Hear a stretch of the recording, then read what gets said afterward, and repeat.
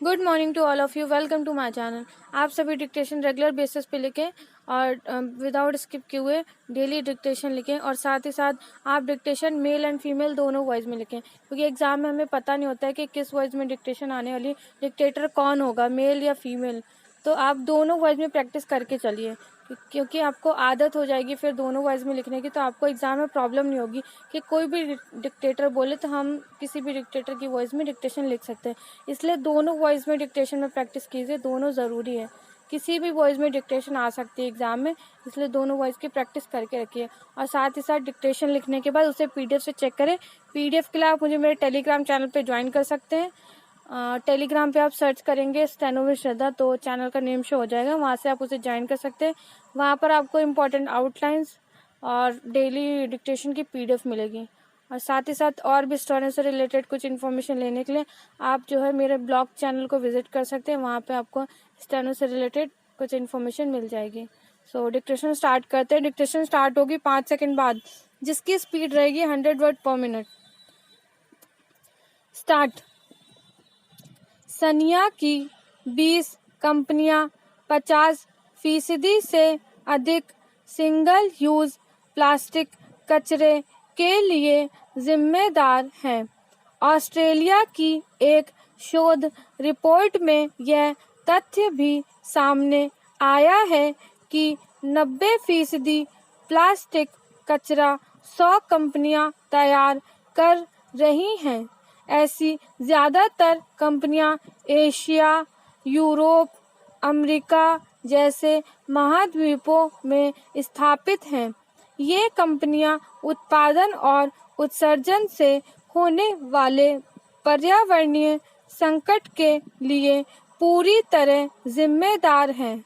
सब जानते हैं कि दुनिया में प्रदूषण का एक सबसे बड़ा कारक इस समय सिंगल यूज प्लास्टिक है। इसके जरिए लगातार प्लास्टिक कचरा बढ़ रहा है। यह जमीन से लेकर समुद्र तक को प्रभावित कर रहा है। हाल ही में तौत्के तूफान के दौरान भी इस तरह का प्लास्टिक कचरा समुद्र ने उगला है, जिसका ढेर तटीय क्षेत्रों पर लग गया है। इसने साफ संदेश दिया है कि हमें कचरे के उत्सर्जन और उसके निष्पादन के बारे में नए सिरे से विचार करने की ज़रूरत है। पैराचेंज। महत्वपूर्ण तथ्य यह है कि सिंगल यूज प्लास्टिक का 1 लाख टन कचरा हर महीने समुद्र में जाता है। यह न केवल जलीय जीवों के लिए संकट खड़ा कर रहा है, बल्कि समुद्र के भीतर भी इकोलॉजी सिस्टम को खराब कर रहा है। इस कचरे के साथ सबसे बड़ी परेशानी यह है कि इसका दोबारा उपयोग महज 10% तक ही संभव है, जबकि 90% हमेशा कचरे के तौर पर लाखों साल तक पृथ्वी पर ही शेष रह जाता है। यह बड़ी समस्या है। ऐसे में ज़रूरत जागरूकता की है ताकि इसे रोका जा सके। पैराचेंज। हालांकि दुनिया भर में भारत की पहल की तारीफ भी हो रही है। भारत ने सिंगल यूज प्लास्टिक के उत्पादन, उत्सर्जन से लेकर उसके निष्पादन के बारे में नई पॉलिसी बनाई है। इसके तहत इसके उपयोग को लगातार सीमित किया जा रहा है। कोशिश यही है कि इसे पूरी तरह से कम कर दिया जाए। इससे निर्भरता कम होते ही इस कचरे के निष्पादन की ज़रूरत भी कम हो जाएगी। ऐसे में इससे होने वाले नुकसान भी एक हद तक कम हो जाएंगे। भारत जैसे प्रयास विकसित देशों को तेजी के साथ करने चाहिए। इन बड़ी कंपनियों के प्रभुत्व को रोकने की क्षमता विकासशील देशों से ज्यादा विकसित देशों के पास है। ऐसे में अगर कंपनियों की नीतियों में फेरबदल होगा तो इस कचरे को प्रभावी तरीके से रोका जा सकेगा। इसके वैज्ञानिक तौर पर निष्पादन की जिम्मेदारियां कंपनियों की होनी चाहिए। जब तक पूरी दुनिया मिलकर प्रयास नहीं करेगी तब तक यह कचरा पर्यावरण के लिए खतरनाक बनकर सामने आता रहेगा। स्टॉप। नेक्स्ट स्टार्ट होगी 5 सेकंड बाद, जिसकी स्पीड भी रहेगी 100 वर्ड पर मिनट। स्टार्ट। चक्रवात ताउते गोवा से लेकर कर्नाटक, महाराष्ट्र और गुजरात के तटीय इलाकों में भारी तबाही मचाता हुआ निकल गया है। अब तक 45 लोगों के मारे जाने की खबर है। हालांकि अब यह कमजोर पड़ चुका है, लेकिन यह अपने पीछे बर्बादी के जो भयानक मंजर छोड़ गया है उनसे उबरने में वक्त लगेगा। फिलहाल सबसे बड़ी चिंता मुंबई हाई के पास गहरे समंदर में फंसे लोगों को सुरक्षित निकालने की है। पिछले 2 दिन में नौसेना और तटरक्षक के पोत और हेलीकॉप्टर 300 से ज्यादा लोगों को सुरक्षित निकाल चुके हैं।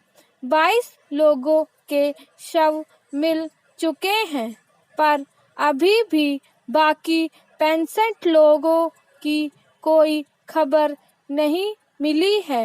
ये सब वे लोग हैं जो मुंबई हाई के तेल के कुओं पर काम करते हैं और वहीं जहाजों जो बजरे कहलाते हैं में रहते हैं। जब ये बजरे ताउते की चपेट में आ गए तो इनसे लोगों को सुरक्षित निकलना नौसेना और तटरक्षक के लिए भी कठिन चुनौती बन गया। हालांकि नौसेना के पोत अत्याधुनिक तकनीक और सुरक्षा उपकरणों से युक्त होते हैं और बड़े-बड़े तूफानों को झेलने की ताकत रखते हैं, लेकिन कुदरत के कहर का अंदाजा किसी को नहीं होता। पैराचेन। चक्रवाती तूफान से अरबों खरबों का नुकसान होना जाहिर सी बात है। ऐसी आपदाओं में लोगों को जो खोना पड़ता है उसे फिर से जुटाने में वक्त लगता है। इसमें कोई शक नहीं कि ऐसी आपदाओं का सबसे ज्यादा शिकार भी गरीब ही होता है। छोटे मोटे काम करने वाले अधिसंख्य लोग ऐसी आपदाओं में काफी कुछ खो बैठते हैं।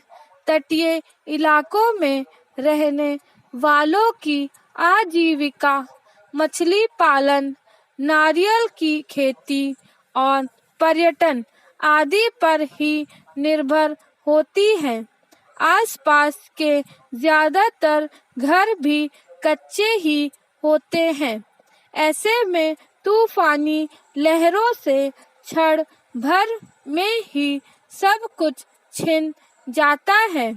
तूफानी हवा से हजारों पेड़ और बिजली के खंभे धराशायी हो जाते हैं। इससे बिजली और संचार व्यवस्थाएं ठप हो जाना लाजिमी है। कई बार लोग भी जान गंवा बैठते हैं, पर यह भी सच है कि भयानक तूफानों में यह सब होने से रोका नहीं जा सकता। इसलिए अब वक्त संकट से निकलने का है और सरकारों व प्रशासन को राहत के काम तेजी से करने होंगे। तूफान का सबसे ज्यादा कहर महाराष्ट्र और गुजरात पर ही बरपा है। गुजरात के अमरेली, गिर सोमनाथ, पोरबंदर, राजकोट, भावनगर जैसे तटीय जिलों में हुई तबाही ताउते की ताकत को बताने के लिए काफी है। मुंबई भी तूफानी लहरों और हवाओं से हिल गया। हालांकि तूफान का असर व्यापक रूप से उत्तर भारत के कई हिस्सों में पड़ा है और अचानक बना बारिश का मौसम इसी का परिणाम है। पैराचेन भारत के 3 तरफ महासागर है। पश्चिम बंगाल से लेकर ओडिशा, तमिलनाडु, केरल, कर्नाटक, महाराष्ट्र और गुजरात का बड़ा हिस्सा समुद्री तटों वाला है। ऐसे में हर साल किसी न किसी बड़े तूफान की मार झेलनी पड़ जाती है। पर अच्छी बात यह है कि तूफान पूर्व की चेतावनियों से लोगों की जान बचा पाना अब संभव बन गया है। भारत के पास मौसम संबंधी जानकारी देने वाले उपग्रह हैं, इसलिए अब इतना तो संभव हो गया है कि तूफान आने से पहले ही लोगों को सुरक्षित स्थानों पर पहुंचाया जा सके। तूफानों में फंसे लोगों को निकालने में हमारी नौसेना और तटरक्षक सक्षम हैं। आपदा प्रबंधन दल तत्काल स्थिति को संभाल लेते हैं। बेशक समुद्री तटों पर तूफान का खतरा प्रकृति प्रदत्त है, इसे रोक पाना संभव नहीं है, पर पीड़ितों के जख्मों को जल्द से जल्द कैसे भरें, इसकी हर मुमकिन कोशिश जरूर होना चाहिए। स्टॉप।